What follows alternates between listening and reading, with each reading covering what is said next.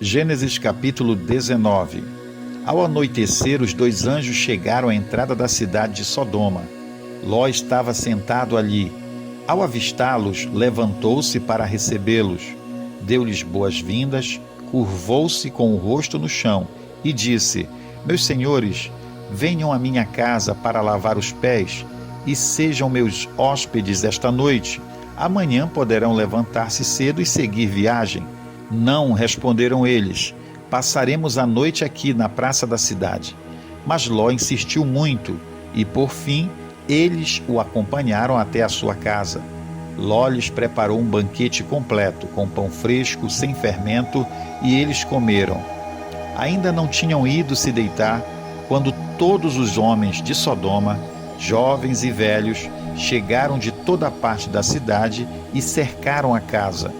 Gritaram para Ló: Onde estão os homens que vieram passar a noite em sua casa?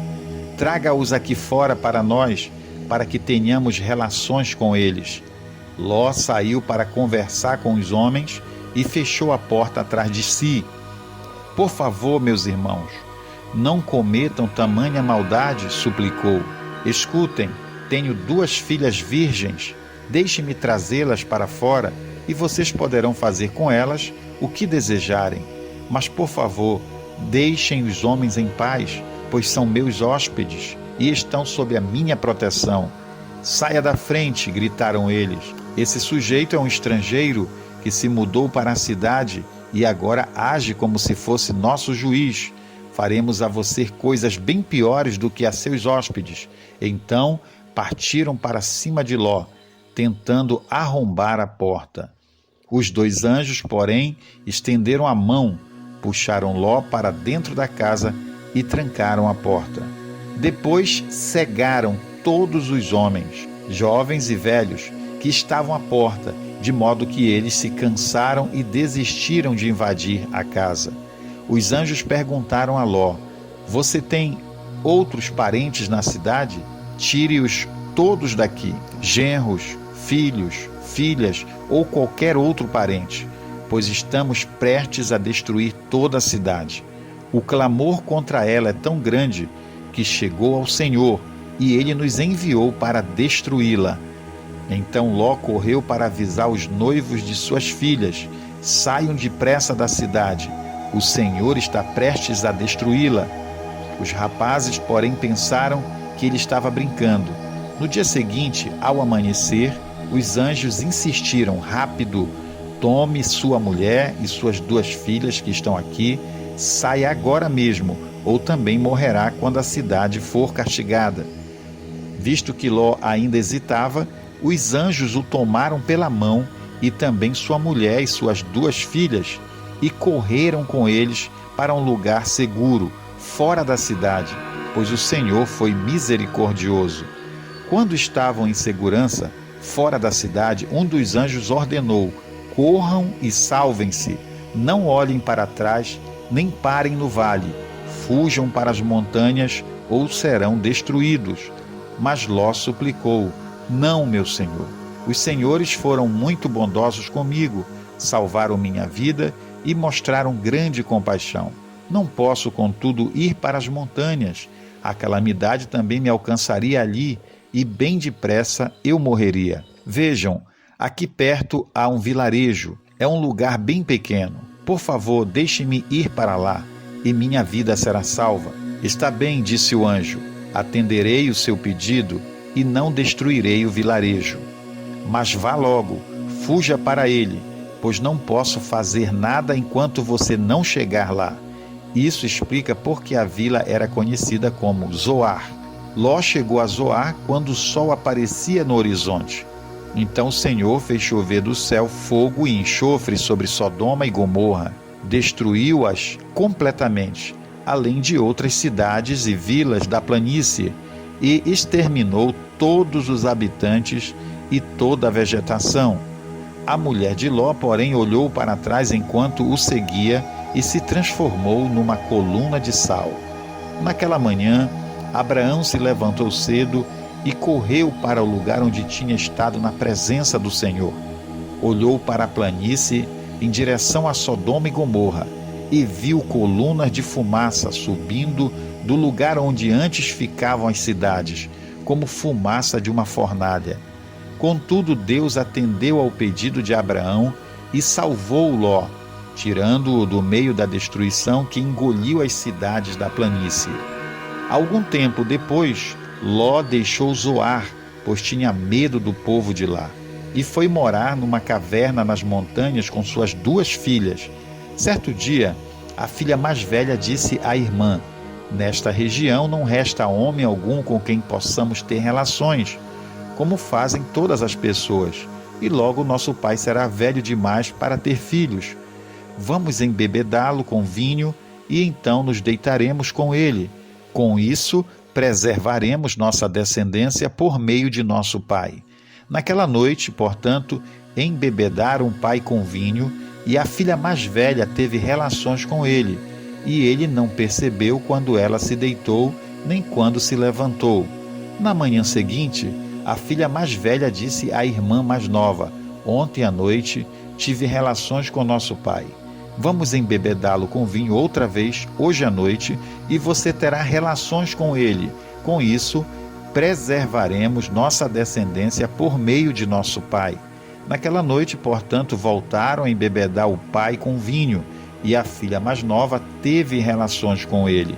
Mais uma vez, ele não percebeu quando ela se deitou e nem quando se levantou. Como resultado, as 2 filhas de Ló engravidaram do próprio pai. Quando a filha mais velha deu à luz um menino, chamou-o de Moabe. Ele se tornou o antepassado do povo conhecido até hoje como Moabitas. Quando a filha mais nova deu à luz um menino, chamou-o de Ben-Ami. Ele se tornou o antepassado do povo conhecido até hoje como Amonitas. Gênesis capítulo 20. Abraão se mudou para Neguebe, ao sul. Permaneceu por algum tempo entre Cádiz e Sur e depois seguiu até Gerar, enquanto morava ali como estrangeiro. Abraão apresentava Sara, sua mulher, dizendo: "Ela é minha irmã." Por isso o rei Abimeleque, de Gerar, mandou buscar Sara para seu palácio. Naquela noite, Deus apareceu a Abimeleque num sonho e lhe disse: "Você vai morrer. A mulher que tomou já é casada." Abimeleque, porém, ainda não havia dormido com ela. Assim disse: "Senhor, castigarás uma nação inocente? Não foi Abraão que me disse: 'Ela é minha irmã'?" E ela própria afirmou: "Sim, ele é o meu irmão." Agi com total inocência. Minhas mãos estão limpas. No sonho, Deus respondeu: "Sim, eu sei que você é inocente. Por isso o impedi de pecar e não deixei que a tocasse. Agora devolva a mulher ao marido dela, e ele orará por você, pois é profeta. Então você viverá. Mas, se não a devolver, esteja certo de que você e todo o seu povo morrerão." Na manhã seguinte, Abimeleque se levantou cedo e, sem demora, reuniu os seus servos. Quando contou o que havia acontecido, seus homens se encheram de medo. Então Abimeleque mandou chamar Abraão. "O que você fez conosco?" perguntou. "Que crime cometi para merecer este tratamento que nos torna a mim e ao meu reino culpados deste grande pecado? O que você me fez não se faz a ninguém. O que deu em você para agir desse jeito?" Abraão respondeu: "Pensei comigo, este é um lugar onde ninguém teme a Deus, e vão me matar para ficarem com minha mulher. Além do mais, ela é, de fato, minha irmã por parte de pai, mas não de mãe, e eu me casei com ela. Quando Deus me chamou para deixar a casa de meu pai e viajar de um lugar para outro, eu disse a ela: 'Faça-me este favor, por onde formos, diga que eu sou seu irmão.' Então Abimeleque pegou ovelhas e bois, servos e servas, e os deu de presente a Abraão. Também lhe devolveu Sara, sua mulher. Abimeleque disse: "Veja, minha terra está à sua disposição. More onde lhe parecer melhor." E disse a Sara: "Estou dando a seu irmão 1000 peças de prata diante de todas estas testemunhas para reparar qualquer dano que eu lhe tenha causado. Assim, todos saberão que você é inocente." Então Abraão orou a Deus, e Deus curou Abimeleque, sua mulher e suas servas, de modo que pudessem ter filhos, pois o Senhor havia tornado estéreis todas as mulheres do harém de Abimeleque por causa do que tinha acontecido com Sara, mulher de Abraão. Gênesis capítulo 21. O Senhor agiu em favor de Sara e cumpriu o que lhe tinha prometido. Ela engravidou e deu à luz um filho para Abraão na velhice dele, exatamente no tempo indicado por Deus. Abraão deu o nome Isaque ao filho que Sara lhe deu. No 8º dia depois do nascimento de Isaque, Abraão o circuncidou, como Deus havia ordenado. Abraão tinha 100 anos quando Isaque nasceu. Sara declarou: "Deus me fez sorrir. Todos que ficarem sabendo do que aconteceu vão rir comigo." E disse mais: "Quem diria a Abraão que sua mulher amamentaria um bebê? E, no entanto, em sua velhice, eu lhe dei um filho." Quando Isaque cresceu e estava para ser desmamado, Abraão preparou uma grande festa para comemorar a ocasião.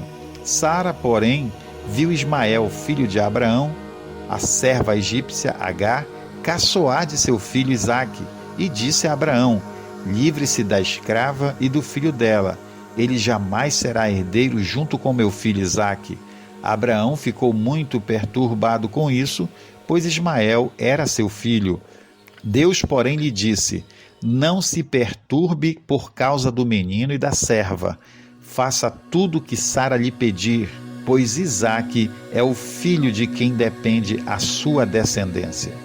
Contudo, também farei uma nação dos descendentes do filho de Agar, pois ele é seu filho."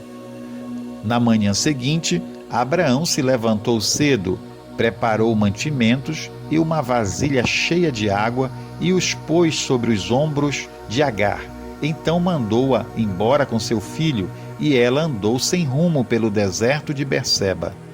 Quando acabou a água, Agar colocou o menino à sombra de um arbusto e foi sentar-se sozinha, uns 100 metros adiante. "Não quero ver o menino morrer", disse ela, chorando sem parar. Mas Deus ouviu o choro do menino, e do céu o anjo de Deus chamou Agar. "Que foi, Agar? Não tenha medo. Deus ouviu o menino chorar dali onde ele está. Levante-o e anime-o, pois farei dos descendentes dele uma grande nação." Então Deus abriu os olhos de Agar, e ela viu um poço cheio de água. Sem demora, encheu a vasilha de água e deu para o menino beber. Deus estava com o menino enquanto ele crescia no deserto. Ismael se tornou flecheiro e se estabeleceu no deserto de Parã, e sua mãe conseguiu para ele uma esposa egípcia. Por esse tempo, Abimeleque, acompanhado de Ficol, comandante do seu exército, foi visitar Abraão. "É evidente que Deus está com você, ajudando-o em tudo o que faz", disse Abimeleque. "Jure, em nome de Deus, que não enganará nem a mim, nem a meus filhos, nem a nenhum dos meus descendentes. Tenho sido leal a você, por isso jure que será leal a mim e esta terra onde vive como estrangeiro." Abraão respondeu: "Eu juro." Contudo, Abraão reclamou com Abimeleque sobre um poço que os servos de Abimeleque lhe haviam tomado à força. "Eu não sabia disso", respondeu Abimeleque. "Não faço ideia de quem seja o responsável. Você nunca se queixou a esse respeito." Então Abraão deu ovelhas e bois a Abimeleque, e os dois fizeram um acordo. Quando Abraão também separou do rebanho mais 7 cordeirinhas, Abimeleque lhe perguntou: "Por que você separou estas 7 das demais?" Abraão respondeu: "Por favor, aceite estas 7 cordeirinhas como testemunho de que eu cavei este poço." Por isso Abraão chamou o lugar de Berseba, porque ali os dois fizeram o juramento. Depois de firmarem a aliança em Berseba, Abimeleque e Ficol, comandante do seu exército, voltaram para a terra dos filisteus. Abraão plantou uma tamargueira em Berseba e ali invocou o nome do Senhor, o Deus eterno. E Abraão morou na terra dos filisteus como estrangeiro por longo tempo. Gênesis capítulo 22. Algum tempo depois, Deus pôs Abraão à prova. Abraão, Deus chamou. Sim, respondeu Abraão, aqui estou. Deus disse, tome seu filho, seu único filho Isaque, a quem você tanto ama, e vá à terra de Moriá. Lá, em um dos montes que eu lhe mostrarei, ofereça-o como holocausto. Na manhã seguinte, Abraão se levantou cedo e preparou seu jumento. Levou consigo 2 de seus servos e seu filho Isaque. Cortou lenha para o fogo do holocausto e partiu para o lugar que Deus tinha indicado. No terceiro dia da viagem, Abraão levantou os olhos e viu o lugar de longe. Fiquem aqui com o jumento, disse ele aos servos. O rapaz e eu iremos mais adiante. Vamos adorar e depois voltaremos. Abraão pôs a lenha para o holocausto nos ombros de Isaque, e ele próprio levou o fogo e a faca, enquanto os dois caminhavam juntos. Isaque se virou para Abraão e disse, Pai? Sim, meu filho, respondeu Abraão. Temos fogo e lenha, disse Isaque. Mas onde está o cordeiro para o holocausto? Deus providenciará o cordeiro para o holocausto, meu filho, respondeu Abraão, e continuaram a caminhar juntos. Quando chegaram ao lugar que Deus havia indicado, Abraão construiu um altar e arrumou a lenha sobre ele.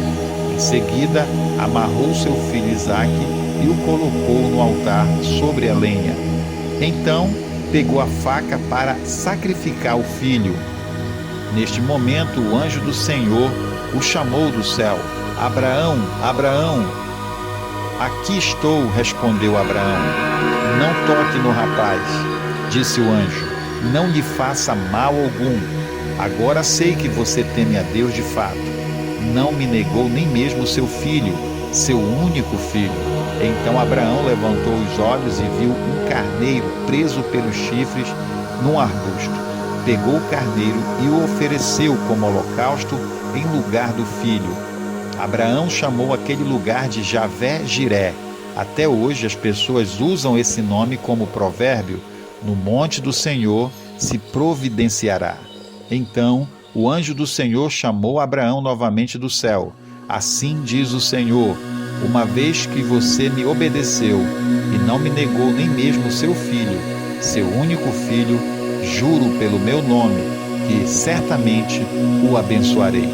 Multiplicarei grandemente seus descendentes, e eles serão como as estrelas no céu e a areia na beira do mar. Seus descendentes conquistarão as cidades de seus inimigos, e por meio deles todas as nações da terra serão abençoadas. Tudo isso porque você me obedeceu. Então voltaram até onde estavam os servos e partiram para Berseba, onde Abraão continuou a morar. Pouco tempo depois, Abraão ficou sabendo que Milca, mulher de Naor, irmão dele, lhe tinha dado filhos. O mais velho recebeu o nome de Uz, o segundo mais velho, Buz, seguido de Quemuel, antepassado dos arameus. Quésed, Azo, Pildás, Gidilaf e Betuel, que foi o pai de Rebeca. Esses foram os 8 filhos que Milca deu a Naor, irmão de Abraão. Além desses, Reumar, sua concubina, lhe deu 4 filhos: Tebá, Gaã, Taás e Maaca.